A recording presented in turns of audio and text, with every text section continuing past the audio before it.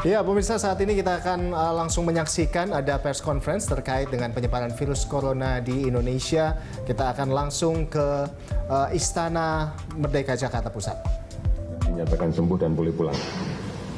Kemudian yang kedua, saya akan menjelaskan tentang pasien nomor 27 yang kemarin masih kita belum dapatkan kepastian kontaknya dan masih kita tulis lokal transmisi tanda tanya.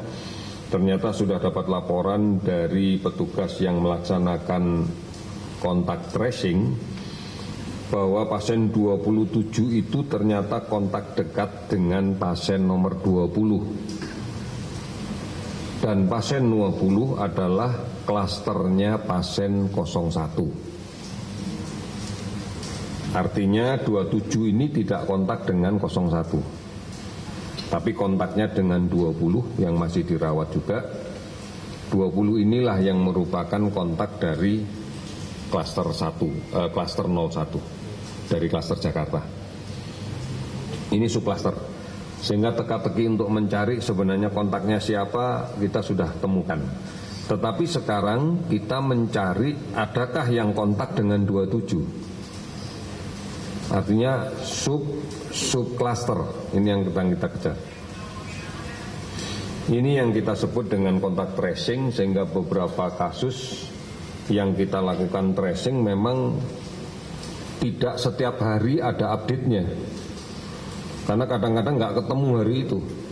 Ataupun kalau ketemu hari itu kemudian kita yakini sebenarnya nggak ada kontak dekat. Tidak ada kontak dekat dan kita yakini juga tidak akan ada proses penularan. Oleh karena itu kemudian kita katakan tidak ada kontak. Ini yang saya sampaikan yang kedua. Kemudian yang ketiga, statement WHO yang sudah menetapkan bahwa COVID-19 adalah pandemi. Ini mari kita pahami bersama. Konteks pandemi ini mengisyaratkan kepada seluruh dunia untuk meyakini penyakit ini bisa menyerang siapa saja dan negara mana saja di dunia ini. Ini ditandai dengan satu, ini adalah penyakit baru yang kita belum tahu betul karakternya. Kemudian yang kedua, menjangkiti banyak negara dalam waktu yang bersamaan dan ada jejak epidemiologinya. Jadi tidak ada negara ini ada yang sakit tanpa ada penyebabnya dari tanpa ada kaitannya dengan negara lain, itu nggak ada. Pasti terkait semua gitu. Ini sudah lebih dari 114 negara. Dan kemudian juga menimbulkan kematian yang cukup banyak. Oleh hal-hal seperti ini, oleh data-data seperti ini, itulah sebabnya kenapa kok semua negara harus melaporkan data jumlah kasus dan sebagainya, adalah dalam rangka untuk mengidentifikasi apakah ini suatu pandemi atau bukan. Dan ternyata sudah disepakati bersama bahwa ini adalah satu pandemi. Artinya tidak ada satu negara pun di muka bumi ini yang kemudian tidak mengantisipasinya. Semua harus mengantisipasinya, semua harus memberikan respon. Ada beberapa hal yang kemudian kita bisa mengambil keuntungan dan kemudian juga kita harus membuat kewaspadaan. Yang pertama adalah bahwa kewaspadaan seluruh dunia meningkat. Sehingga banyak sekali negara-negara yang kemudian meninjau kembali bebas visa pada kunjungan antar negaranya. Kami sedang menunggu kebijakan dari Kementerian Luar Negeri seperti apa untuk kita. Tetapi artinya bahwa sekarang dalam tanda petik tidak lagi kita memberikan kemudahan, dunia maksudnya tidak memberikan kemudahan untuk pergerakan orang dari satu negara ke negara lain. Tujuannya satu, untuk mengurangi penyebaran. Ini maknanya. Kemudian yang kedua, ini juga akan memberikan konsekuensi bahwa setiap negara akan bersiap-siap bersiap-siap diantaranya adalah mereka juga akan membutuhkan begitu banyak sarana prasarana kesehatan untuk kepentingannya,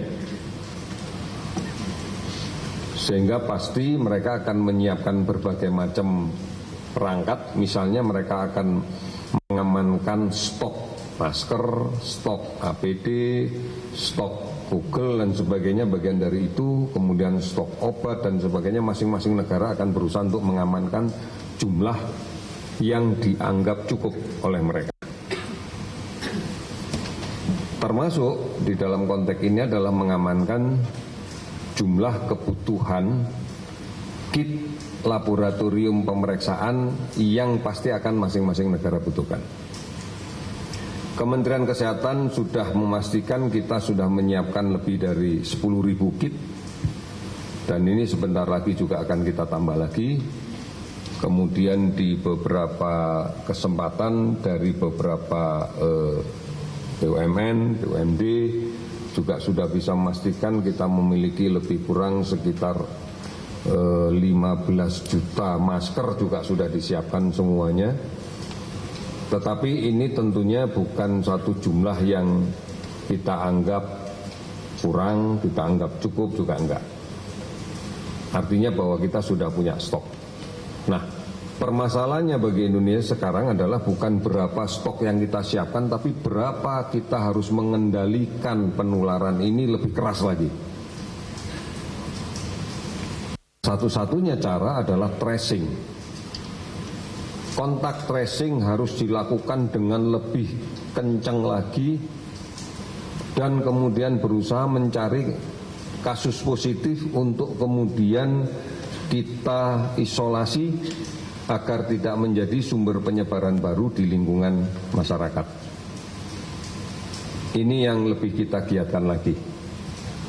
Oleh karena itu, di dalam beberapa kasus, maka kita mulai mendapatkan laporan-laporan dari daerah tentang PDP, pasien dalam pengawasan, yang semakin meningkat.